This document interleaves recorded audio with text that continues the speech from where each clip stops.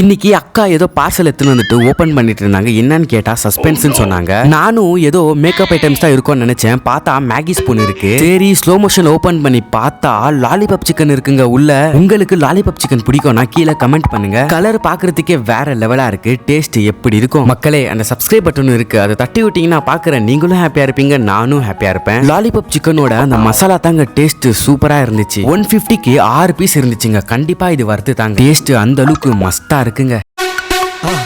மறக்காம சர்ப்ரைஸ் பண்ணுங்க. தேங்க்யூ.